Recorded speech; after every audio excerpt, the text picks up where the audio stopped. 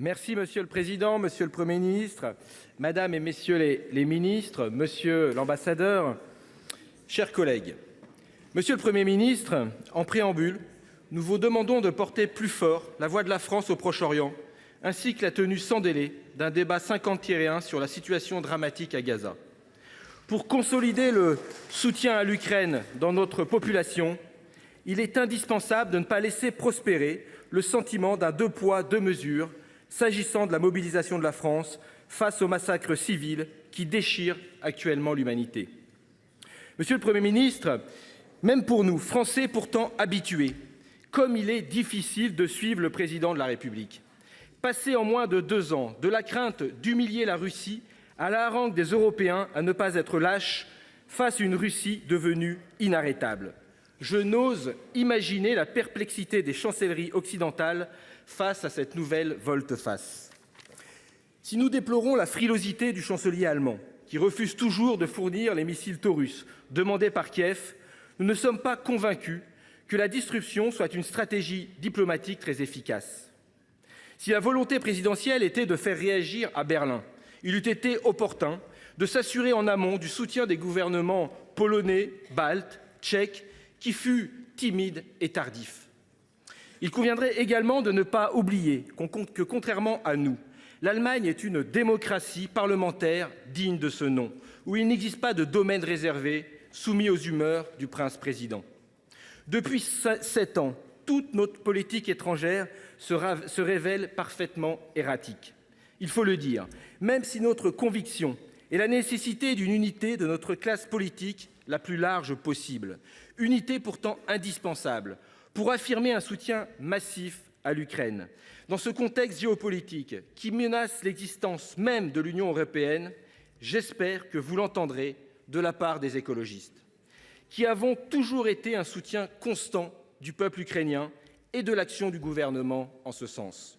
Monsieur le Premier ministre, vous êtes à la tête d'une puissante administration qui compte en son sein un trésor, le Quai d'Orsay, dont l'expertise inestimable constitue l'épine dorsale d'une diplomatie qui a longtemps été l'une des plus influentes au monde.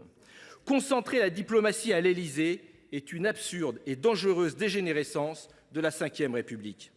Si nous sommes si graves, c'est qu'à un tournant de la guerre, nous jugeons les propos présidentiels de nature à effrayer nos concitoyens, à fragiliser le soutien à l'Ukraine et à agacer nos partenaires européens. Vouloir bouger quelques lignes exige-t-il une telle cacophonie nationale, européenne et transatlantique? Est-ce raisonnable d'afficher aux yeux de l'agresseur russe nos divisions plutôt que l'effort historique entrepris de concert depuis 2 ans? Nous ne le pensons pas. Nous regrettons la médiocrité du débat public, inutilement polarisé entre un président démesurément martial et certaines oppositions qui se fourvoient dans une illusoire perspective de négociation avec un agresseur qui ne reculera que suite à une défaite militaire. C'est d'autant plus dommage que la stratégie présidentielle est entendable. Il faut effectivement cesser d'afficher, face à un adversaire qui ne comprend que le rapport de force, des lignes rouges que nous ne respectons pas. Ainsi, nous saluons la volonté présidentielle d'opérer un sursaut stratégique pour rétablir l'ambiguïté. Nous saluons en bloc et en détail le présent accord de coopération qui nous engage au-delà du conflit sur la nécessaire reconstruction de l'Ukraine et à soutenir son souhait d'adhésion à l'Union européenne. Nous saluons l'effort financier supplémentaire qui nous permettra de combler une partie de notre retard. Nous espérons que s'ouvre une nouvelle phase de notre soutien à l'Ukraine où nous cesserons d'être en permanence à la remorque des demandes de Kiev.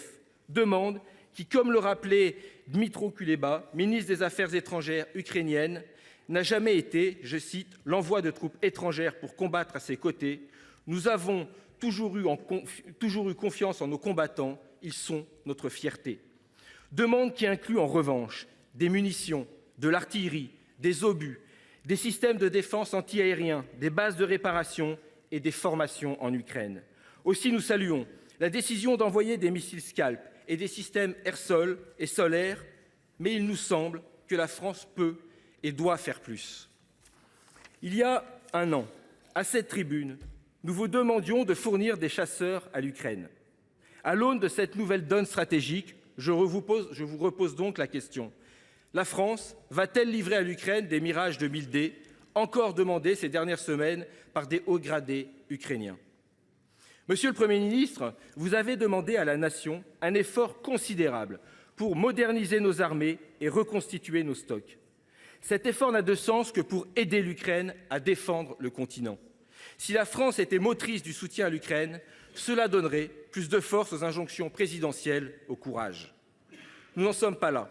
Pour pallier l'urgence, ce sont les Tchèques qui sont à l'initiative pour collecter de quoi acheter à l'Afrique du Sud 800 000 obus qui permettront à l'Ukraine de tenir quelques mois, le temps pour les industriels européens de produire ce que nous avons collectivement promis.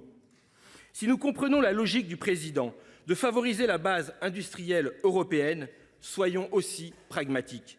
Achetons européen quand cela est possible et à d'autres démocraties quand cela est nécessaire.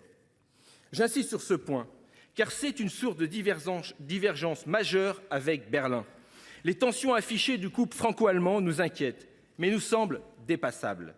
Si nous partageons de longue date la conviction du président français de renforcer l'autonomie stratégique européenne et de bâtir une Europe de la défense, nous constatons bien qu'elle ne peut exister aujourd'hui en dehors du cadre otanien. En témoignent les adhésions récentes à l'alliance de la Suède et de la Finlande après des décennies de neutralité. A contrario, il ne fait pas de doute pour nous que le chancelier allemand réalisera vite que le partenaire américain est fragile. La présidence Biden est chancelante et la victoire de Donald Trump, si elle n'est évidemment pas souhaitable, est aujourd'hui le scénario le plus plausible. En la matière, l'identité du futur président ne changera de toute façon pas grand-chose. La société américaine est profondément fracturée, ce qui paralyse le Congrès. Si l'aide à l'Ukraine finit par être débloquée, elle va de toute façon aller en diminuant. Il faut, quoi qu'il en soit, renforcer le pilier européen de l'OTAN pour construire l'Europe de la défense de demain. Nous appelons le gouvernement français et allemand à s'entendre sur cet objectif partagé et à recommencer à parler d'une voix la plus commune possible. La période l'oblige. Monsieur le Premier ministre, mon propos ne serait pas complet sans un nouvel appel à cesser de financer l'économie de guerre russe et à confisquer les avoirs des oligarques pour les réaffecter au soutien à l'Ukraine. Si nos sanctions ont quelques effets, elles demeurent insuffisantes. Le gaz et l'uranium ne font toujours pas partie du 12e paquet de sanctions voté en décembre par Bruxelles.